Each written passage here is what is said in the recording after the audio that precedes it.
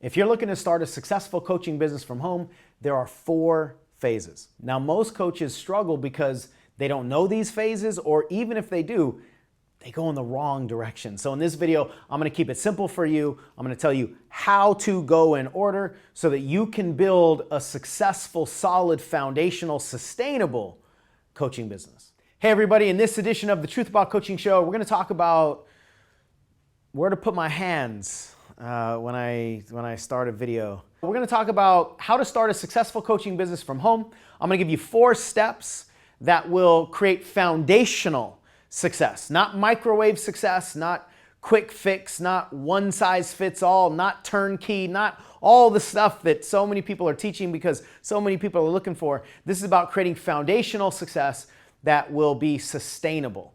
And I don't know a microwave approach, so I don't teach microwave approaches. So the first thing is certification.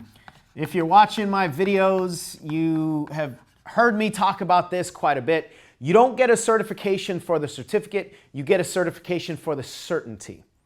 Nobody's gonna pay you for your certificate, but they will hire you for your certainty to help them change their life. And the thing about coaching is that it's not just intuitive. A lot of people think I should be a life coach or I should be a business coach because a lot of people ask me for my opinion. A lot of people come to me and tell me their problems. That doesn't mean that you understand. I mean, further, it's great that people are coming to you. That means they trust you. That means you've got some kind of leadership qualities. Obviously, otherwise people wouldn't be doing that. And coaching isn't just giving people advice. There's a science to coaching. There are specific skills. There are specialized exercises. Depending on what kind of certification you get, there are scientific processes that are based on years and years of study. There are things that you need to do as a coach that don't just come natural to you as a friend or as somebody just doling out friendly advice. So again, I don't mean to be demeaning, but people coming to you saying, hey, maybe you should give this thing a go, doesn't mean that you're ready to actually give this thing a go. And coaching is, it's sacred. You know, the way I think about it and the way I experience it, there's something really important about coaching that I think a lot of times we try to jump over. And the truth is, just because there's no governing body in the coaching market that says you have to get certified in this curriculum and then you have to put this many hours into it, and then I'm going to tell you that you can now legally open up for business, even though there's not that kind of legal pathway, it's disrespectful to the people that you're going to coach if you just try to jump into that seat right away and see how quickly you can make money. Not only is it disrespectful to them, it's actually damaging to you. Oh, I forgot where I was going with that. Business, disrespectful to them, but it's damaging to you. Oh, nice. Let's not have the alarm going off. Because most people don't get into the coaching space from a business background generally, right? It's not like you go to business school and learn how to build a business and you just choose coaching as a product. Very few people do that. Most people have some kind of a transformational experience and they go, this is really cool. I want to help people do that too. And if I can make money doing it and build a business around it, then I'm all for it. And the reason that's important to understand is most of us didn't have business acumen going into this. And most of you, if you're brand new in the coaching space, you're just looking at doing this maybe, you know, for real, you probably don't have that kind of business acumen also. If you do, that's fantastic. That's a bonus, but most of us don't. So if you try to shortcut your way to the money, the lack of certainty that you have in the whole process and the lack of confidence that you have in business could damage you so much that you can't recover. I've seen that happen over and over and over again. So beware of the shortcuts. I would actually rather you, for long-term sake, go slower than you need to than go faster than you need to. Of course, our mind wants to go as quick as we possibly can, but it's more damaging from a business standpoint, from an emotional standpoint, than it is helpful for most people. So there's a science to coaching, and there's also an art to coaching. It's not just about learning the tools or the curriculum or the coaching exercises. You have to understand how to use the tools. So it's not just about the machine, it's about the mechanic. The mechanic is an artist in the coaching analogy. The mechanic is the one that understands when to use the tools, how to use the tools, who to use certain tools with, and who to not use certain tools with, when to pull back and when to press forward. The art of coaching is way more valuable. I think it's probably 80% of your success as a coach is the art of it, not the science of it. But for most people, we're chasing the science. We're chasing the information. We think if we understand how to do the exercises and we think that the exercises are going to go the same way all the time, and if we just give the information to the human, then the human will change. That's not the way it works. Your certification and your understanding of coaching must be based on behavior, not just information. These are not computers that you're just programming with new information. If all we needed was information, then all of us would be the weight that we want. We would all have the money that we want. We would all have the life that we want. It's not a deficit of information that holds people back. It's a problem with implementation that holds people back because there are behavior conflicts. So if you really want to change people's lives, you need to understand human behavior. Why do we take certain information and implement it? But why more often do we take certain information and not implement it? Why does this human mind actually more often than not put in action what it knows it should? Why do we sabotage ourselves way more often than we actually implement what would be good for us? That's the bigger problem for almost all humans in society. So your certification needs to understand human behavior. It's not just about information transfer. It's understanding how to undo a lot of the conflicts below the surface that actually leads to the behavior problems that most of us have. Now, of course, I have a certification program focused on all of that based on 15 plus years of coaching. I'll put a card up there. All I got to do is just go, and then it shows up. And I'll put the link in the description as well. If you want more information about that, then check it out. All right, the second piece here is content. We live in a world that is saturated with content. We can find any amount of information just about on our phones, obviously on our computers, and the digital interwebs have connected us with more content than we could ever even consume or think about using in our life. And the reason it's really important to understand how saturated we are as a society with content is because that's what people are now expecting. If you don't have content, you will pretty much be irrelevant. And you certainly don't want to be the kind of coach that just sells some sort of really shallow product. If you are that kind of coach, there's no way you'd still be watching this video. I would have pissed you off a long time ago. So if you're more of a teacher than a salesperson, you've got to develop content and it's got to be authentic to you. I keep walking like so far in front of the thing. I feel like I got to go all the way backstage here. So one of the things I teach is to create a content skeleton. And this is where we take all of the ideas that you have in your head, all the lessons that you've learned, and we essentially create a journey for your ideal client, or who I call your seeker, the person that's seeking the information that you have in your head right now. Where are they now and where do they want to go, and what's the bridge between those 2 points? Essentially, if somebody comes across your content and they want to go with you on that journey, what are you going to do with them? How are you going to teach them? What are the progressive lessons that you're going to give? What's the sequence? What are the examples? What are the exercises? So here's an example of a content skeleton. You can see on the left side, it starts with where are they now? On the right side, it's where do they want to be?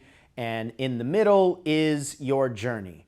And it's really important for most people to start with this sort of scientific structured framework And then we can fill in all of the information, all of the examples, the exercises, the stories that you have that form your client's journey. And then the really cool thing is, once you have your content skeleton, it's like you have this vault of content that you can pull from whenever you're going to teach anything, anywhere. So if you have 5 minutes with somebody to teach something, you can just talk about the high level perspective of your content. Or if you have 2 hours, you can go deep into one of the areas or maybe even all of the areas of your content. So essentially, your content skeleton is something that can expand or contract according to how much time you have and how deep you want to go with whatever opportunity you have. You know, I should start offering one-on-one content skeleton sessions, right? We do these signature value sessions where I help people identify what their value is. But I think I want to start offering content skeleton sessions too. So if this is something that you'd be interested in, spending, I don't know how long it would be right now, some time with me one-on-one or somebody on my team to design your content skeleton, then comment down below and we'll make sure that we create a product or put a page up or something. But it's really valuable once you have the content skeleton created. The amount of confidence that comes from that and the amount of certainty that comes from that, I mean, it's immeasurable. It's so cool to watch somebody just go, oh, this is my stuff. And then now there's really no resistance, or at least a lot less resistance from a content standpoint of what you would teach given whatever opportunity comes. And if you're confident in what you would teach, then you will outreach more. You'll make phone calls or send emails to try to get on podcasts, to try to get speaking gigs to local organizations, because now you know what you would teach. If you don't know what you would teach, why would you call somebody and why would you attract opportunities? So many people are frustrated because there are not opportunities that are coming to find them. One of the reasons that they're not finding you is because your magnet isn't confident enough to attract them. Create confidence and certainty in your magnet. Not only will you start attracting those opportunities, but you'll have more confidence in seeking them out as well. And then once you have more clarity on your content, then you can go to social media, but you want to go to social media for development. A lot of people rush to social media for money, rush to social media to try to get customers and clients. I think in the beginning of your business, you should only be on social media to develop your content, because if you're not on there to make money, you're actually going to show up differently. You're going to show up with a different energy when you're there to teach and you're there to learn how people are responding to your teaching, rather than what can I do? What do I have to say? You're going to put so much pressure on yourself about the messaging and all the things that go into social media marketing. What have I got to do to get money? That kind of pressure actually corrodes your creativity. It actually creates way too much ego and intellectual perfectionism in your message, and that means your messaging and your teaching is not as pure as it needs to be in the beginning phases as you start developing more of your creativity. So go to social media, but remove the pressure of making sales so that you can just develop your messaging. Understand that the goal of social media at this point is to get more practice, which will give you more certainty. More certainty will give you more clarity, and more clarity will give you more attention, both energetically from people paying attention to you, but as you build these muscles along that path, the algorithms in social media will start giving you more exposure as well. So the goal of social media at this phase is more attention. With more attention, what we're wanting at this point is conversions. Now, not only money conversions, but conversions along the process. So you're going to have people that have heard you once and you want to convert them into a multiple listener, a multiple consumer. Then you want to convert them into fans, and you want to convert the fans into subscribers, and eventually you want to convert the subscribers into clients. So conversions is really about turning your attention into clients. And the best way to do this is conversations. What I mean is actually one-on-one conversations. Most people, when they get into coaching, at least most people who struggle, when they get into coaching, they want to run right into marketing funnels. They want to do all of the wide stuff, right? Like they want a website and a blog and a download and all these different Facebook groups, and they want to work on Instagram, and they want to do way too many things in a broad sense. I think the first thing you should do as a coach is get private clients. The way most people think and the way a lot of people learn, from different programs that are teaching this, private clients, because it's lower in the funnel, meaning people are paying more for your private time, way too many people actually then go and order according to the dollar amounts, which I think is a massive mistake. In order to create what you need up here to sell a $7 program, a $100 program, a $500 program, what you need to create up here and the amount of certainty and the amount of practice is actually way more than what you need to get a private coaching client. Even if you haven't been doing this for a long, long time, you get somebody on the phone and you start talking to them about human behavior, you start coaching them with some of the stuff that you've learned in your coaching certification, you're going to be so much further ahead of most people out there. And when you start opening up behavior challenges and sabotage, and you have the certainty that you can help people, they're going to want to hire you. Because you can't just talk about their problems and then just leave them hanging, right? So just getting into the one-on-one conversations is critical, and it's actually so much easier than it is to build out all of the stuff that we see on the front end as the consumer.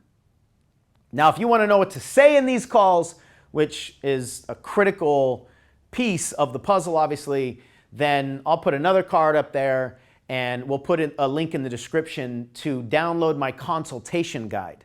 This is what to say on these free coaching sessions. We actually had somebody recently say he signed up 10 clients in, I think, 3 days, just following that guide. So get people on the phone, follow the path, and you'd be amazed at how you can actually, how quickly and how simply you can get paid coaching clients. And from a business sense, there's no overhead, right? You're just selling your time.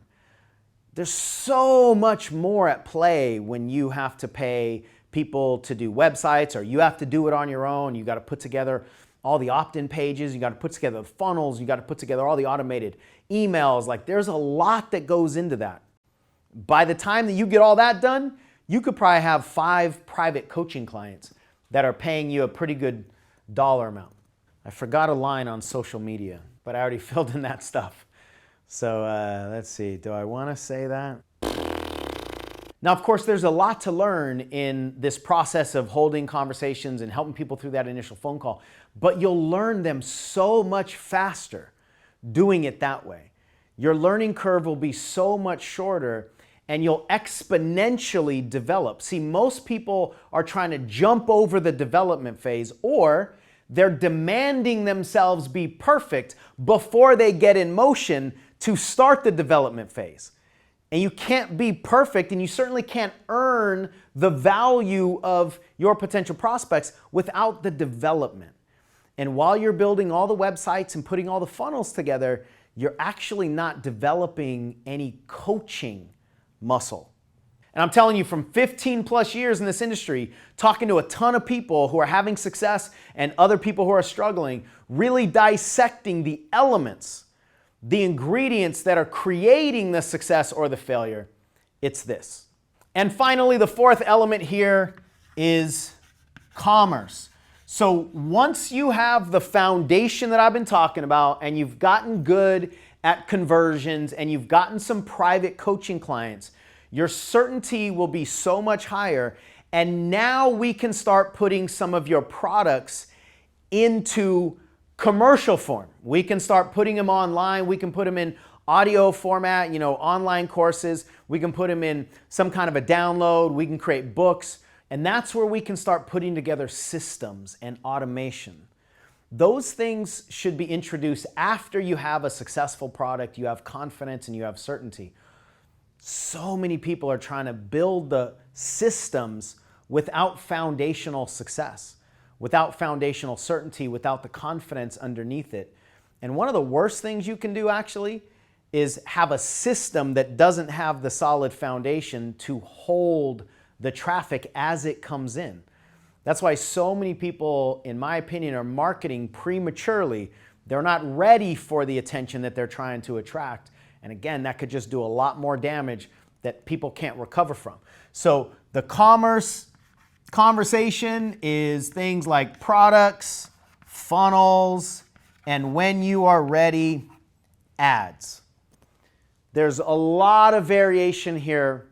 There's no one-size-fits-all approach. If anybody tries to teach you a one-size-fits-all approach that will work in any market, selling anything at any price to anyone, run. They're selling you something that is so egregiously disrespectful and irresponsible. We're talking about humans helping humans. There's so many variables that you have as the coach, so many variables that they have as a coach. It would be like trying to start a construction business, but following the plan of a restaurant. Just because the plan worked for the restaurant, construction is a different product. You change the product, you change the market, then the plan can't transfer. So there's so many variables here. And you know what? So many coaches actually start their learning here, right? This is just hitting me now. So just completely backwards. So many coaches think that this is where the juice is. This is the icing, you guys. This is the icing. This is the cake. And you have to earn the value by mixing all the ingredients and actually put the cake in the oven. I don't think there's any such thing as microwave cake. And if there is, I don't want it. So if you want support with any of this stuff, there are so many questions that we need to ask. There are so many things that we need to know about you in order to make informed and responsible suggestions. If you want our support, click the link down below and you can schedule a free consultation so that we can give you a personalized strategy based on who you are, not try to fit you into some one-size-fits-all general approach. Now, I want you to understand all of this stuff is not theory. I've been doing this for 15 years. We made millions of dollars. We've lost hundreds of thousands of dollars. I've seen so many coaches come and go. I've asked so many questions. I've done so many interviews. I've studied so many money. I've studied so many of the variables. I'm coming to you as a reporter of what works, not with my theory, and certainly not with my intention of just getting as much money out of your wallet as I possibly can. I put my name and my reputation on all of this that I just got emotional just a moment. It's like just looking at this and just thinking all the years, all the attempts, all the failures, all the amazing successes. Like that's all on this board right here. It's amazing how I just got energetically or emotionally activated.